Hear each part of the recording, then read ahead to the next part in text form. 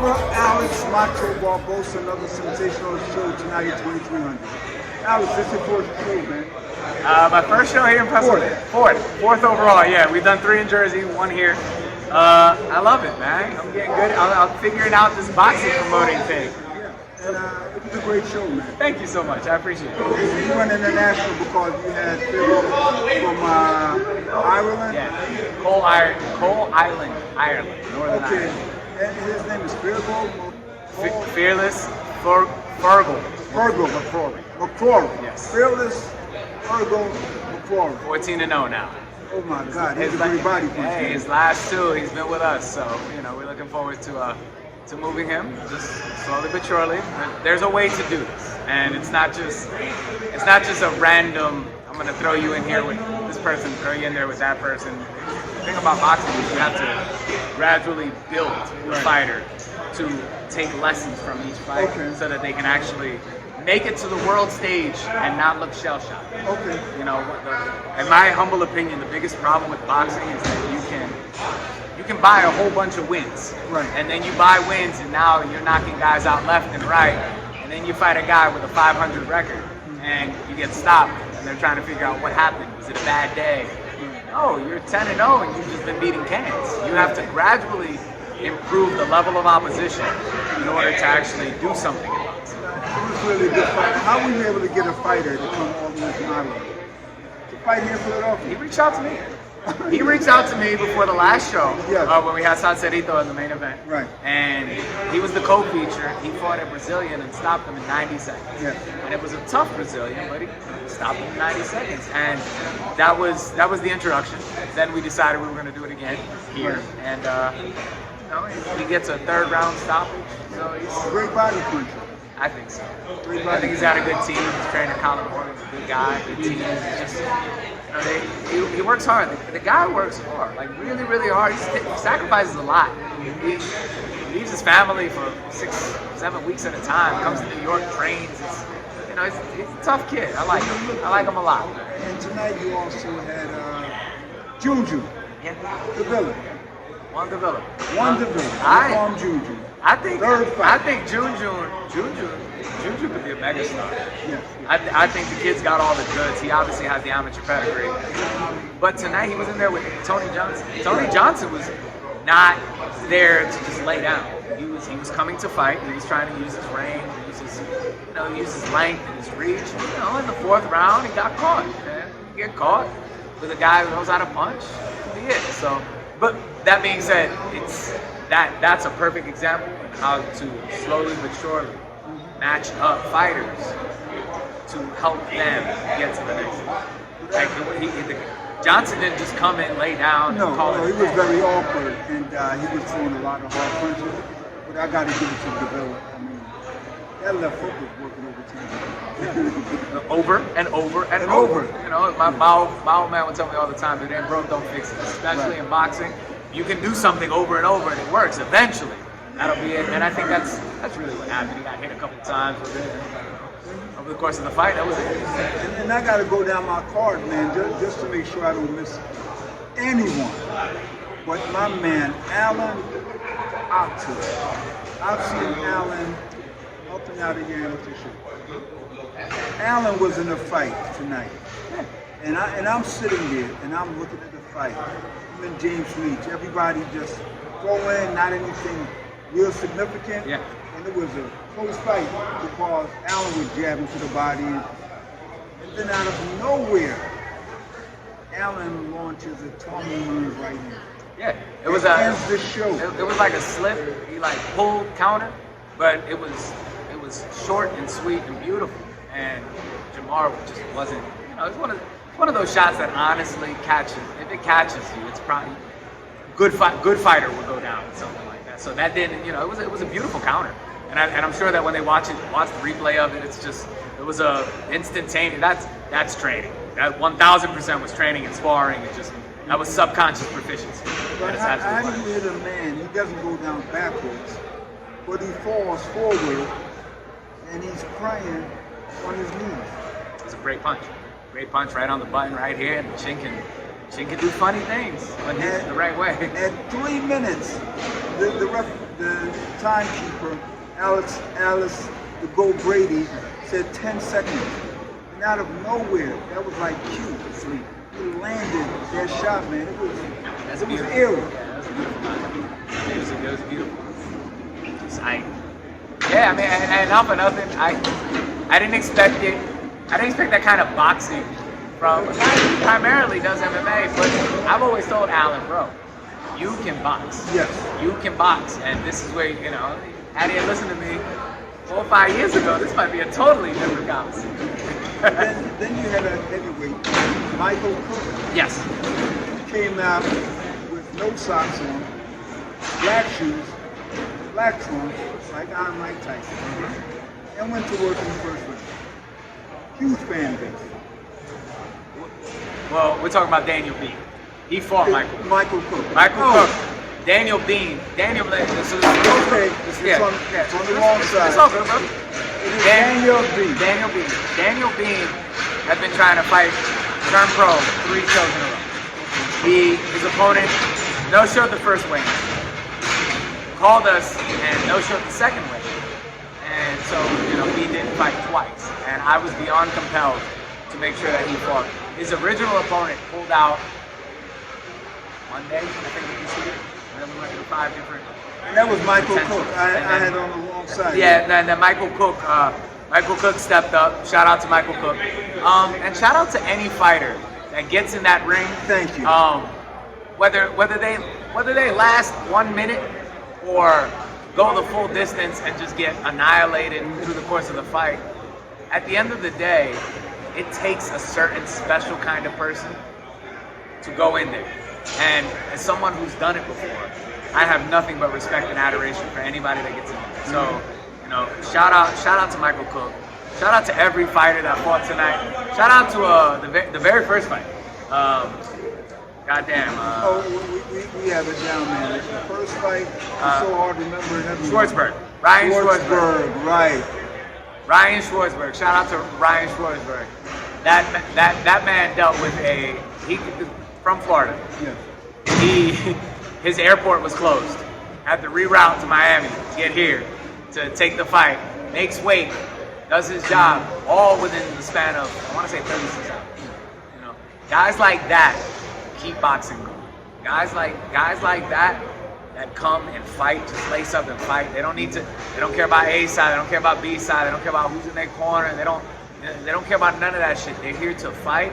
You know what I mean? I know some people say, oh, they're trying to take a payday and a check and all that. No.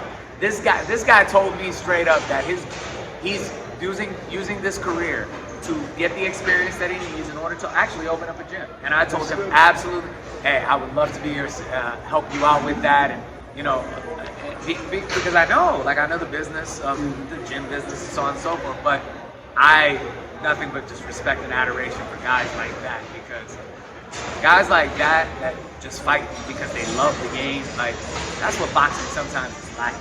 You get a lot of guys that want to. I want to say they want to follow the Mayweather route, which is let me. I have to be undefeated. You know, Mayweather was a special talent, guys. Not everybody is Mayweather. And if you weren't boxing at 2 years old, because you know what I mean, or like 4 years old, 8 months, or whatever, like there's a distinct possibility that you will not be Mayweather. I just want to put that out there. Shout out to Floyd Mayweather. But that's, you know, everybody can't be Mayweather. Nah, there are 2 guys that got a mouthpiece instead of a pacifier when they were like 3 months old. Yeah. Floyd Mayweather and Jerome Vincent. 100%. Unless you start that way, it's pretty hard. And that's it, because again, like what a lot of people don't know, because you don't necessarily do this, is that to be at the highest level of anything, you need to develop subconscious proficiency. Mm-hmm. What that is when you don't think, you just do. Right. All right, similar to what that Alan Otto knocked. Yeah. That's subconscious. Lean back, fire. Oh, it was automatic. Gerard, perfect example. I mean, the kid has been doing this for so long that he doesn't think. Like he just breathing. does. Yeah, and he's a gym rat. He's always in the gym. Even a day after a big win, right back in the gym. And that's special. When you like that, that's what makes you special. You know, it's But I got a comment, man. It was truly a really exciting show. The fans were in it. Let's talk about some of your sponsors. okay. Got to give them a shout out. We have a great team, man. Big shout out to Apollo Auto Sales. They came through tonight as our chief supporting sponsor. And really, they help make the show possible. Okay.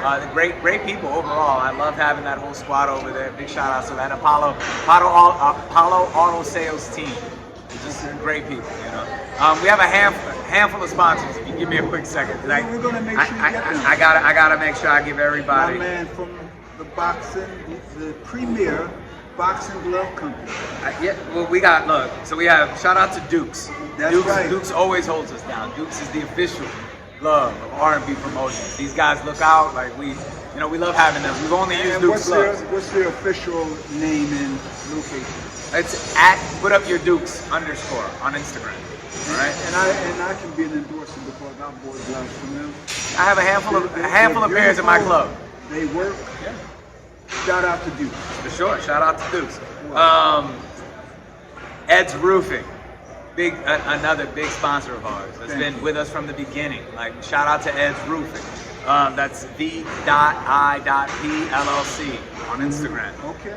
STB Management, Miguel Cartagena's people, a handful of people. He has Anthony Young, who's getting ready to fight Alexis Rocha. Manuel Sacerito Rodriguez. Okay. Jason Sosa. STB Management is one of the premier management organizations around the area. Big shout out to my man Carlos Rosario.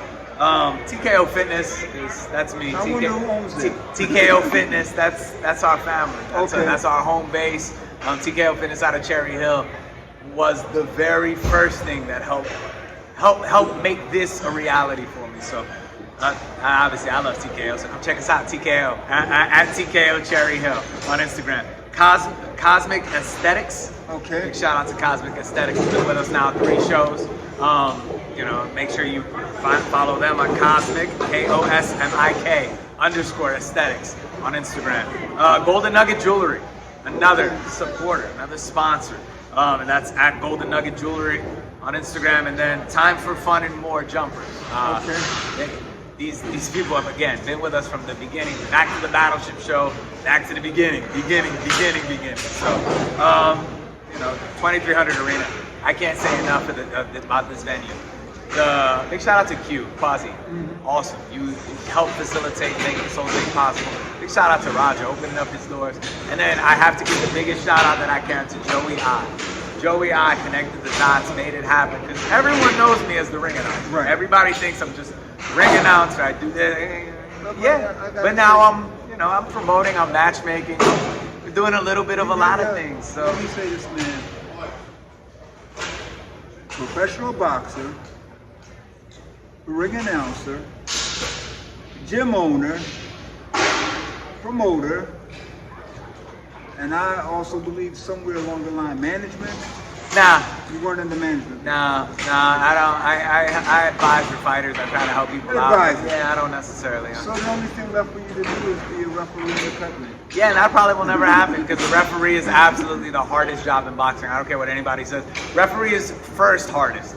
Being a judge is probably the second hardest because you're criticized regardless. And the thing is that people have to remember that these are professional judges that actually sit at ringside. And unless you've sat at ringside and like watched a fight from ringside, you really, really, really don't know what a judge is looking at. Because it's very different from there versus from home and having the overhead view, and then you have the commentators in your ear telling you what to think. And so, big shout out to the judges. Big shout out to Harvey Doc tonight. Oh, listen to this. Yeah. I thought Harvey Doc was Jamaican tonight.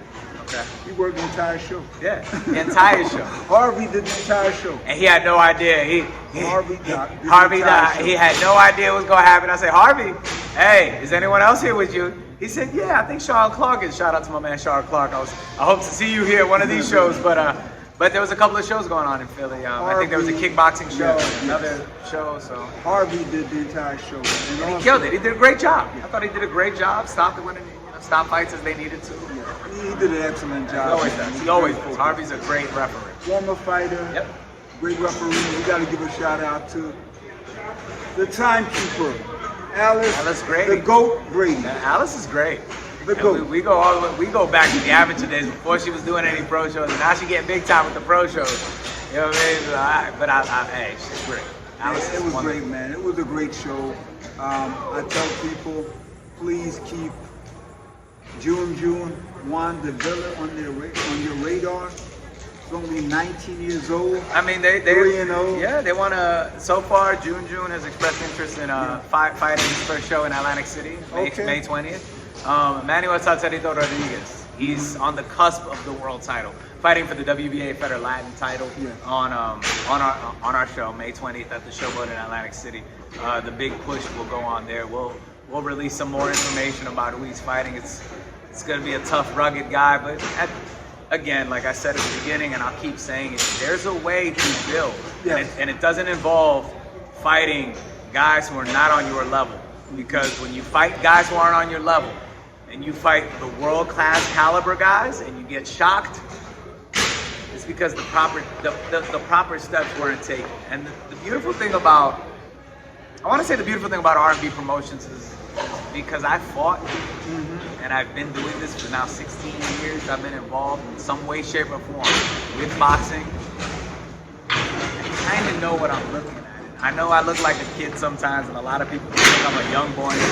I'm 40 years old. I'm a new father, and that's my young boy turned one. He turned 1 year old. He turned 1 year old. A week or two ago, whatever. Roman, March 16th. That's my guy. So everything I do is building Roman Empire, and there is a way to build that doesn't involve having to go far away to go beat up cab drivers or glossing up your record. There's a way to do it, guys. You gotta have a good team and then trust the people who are making decisions. I swear to you, the biggest advantage that I have doing this promotion is that I don't need this to eat. So this is cute, and I love this. And I love doing this, and I'm learning from this. But whether the show is a raging success or an epic fail, my family's gonna be okay. I have another business. I have other things. I can get on a plane and go to Florida and go ring announce. Shout out to Warriors Boxing and Box Lab Promotions, bringing me out to Miami and Orlando. Shout out to y'all. But there's no way. You have great relationships. You have really excellent fighters, and you're a business person. So you understand what you have to do to make every show a huge success. Well, I'm trying. I'm still learning. And shout out to Greg Serve. All right, Greg Serve helped me put the strings together, especially when things were starting to fall apart at the seams. All right, Greg Serve is by far one of the best commissioners. Honestly, I think in the continental U.S., man, the way that they operate is just it's very fighter friendly. It's very fan friendly. It's very promoter friendly. It's very helpful, and that's super necessary. I mean, look, shout out to the New Jersey State Athletic Control Board also. I've done 3 shows there, and Commissioner Hazard, Deputy Commissioner Rhonda Utley Herring have provided me all of the tools that I need in order to succeed. And it's not easy. It's not supposed to be easy. And the way that things are done for success, like that's why I wanted to do. Everybody was like, "No, Jersey's tough. Jersey's tough." I want to go where it's tough. I want to learn how to do it. You know, New Jersey, the New Jersey State Athletic Control Board helped prepare me to be able to do this tonight. And I look forward to going back to Atlantic City on May 20th. Okay, and we're gonna pick May 20th, Atlantic City. We are moving, baby. We are moving. Daniel Bean is gonna make his second return, the heavyweight. He's gonna be with us in R&B Promotions. So Bean's gonna be cooking. Oh, Bean's gonna be there. Bean's gonna be cooking, man. We try to keep that express train going. I mean, what, it took 29 seconds into the first round? Yes, and before we go, man, I just want to give a shout out to Miguel Cartagena Sr. We know Junior fought an exhibition tonight. I can't say enough. Yes. Enough. I don't even think my little prepared speech about him was enough. Miguel has just been, I mean, I for real meant that. Like, I sparred with Miguel the first time. Miguel helped me prepare for a lot of my pro fights. I've seen Miguel help out people. I've seen Miguel do all types of, Miguel is a humble, good person. And I was so happy that Commissioner Serb let us, give him that farewell, because Miguel is retired from active competition, So You know, little Miguel's fighting there. I saw the little man in there. Little Miguel always had that little, you know, that Little little. Miguel out there, very aggressive. It was a great exhibition. It was entertaining. That's it. Little guys And we going tried at it. to, you know, we tried to give it. Got to mix it up a little bit, make sure that everybody's getting a little bit of everything, and put together an actual complete event. You know, you want the paying members, the paying fans to come, and it's nice to see knockout after knockout after knockout, but they come to see fights. Right. Like, all promoters, do yourself a favor. Actually put the guys in there with people that are gonna provide them challenges, so that you're paying fans who are paying $60, $100, $175 to come see your show. They don't feel like they got robbed, or they have to go get drunk to make up for the fact that it's just knockout after knockout after knockout after knockout. Nobody wants to see a knockout fest. They want to see boxing fights. Yes. Give the fans quality boxing, and I am sure that they will come and support you. All right. Well, we're wrapping up, man. I have to tell people 2300 Arena was the first place I saw Devin the Dream Haney, so gotta remind people. A lot of champions will come out of here. Oh yeah, for sure. I can't wait to come Where's back. your promotional company? I'm already excited to come right back. We're coming back in July, maybe August. We coming back though. We got May 20th in Atlantic City though, so you make sure you come check us out. If you haven't been to an R&B Promotions event, I am telling you, you need to come join us. The energy is out of control. Everything. It's just a little bit of excitement, a lot of energy, a lot of positivity, a lot of good boxing. All right. So far, 4 shows in. Everyone said the same thing now. So we must be doing something right. It's competitive, good fights, and that's what we want. Well, great show tonight. Thank you, brother. Thank you, my Appreciate brother. it. And it's a wrap. I'll see you May 20th.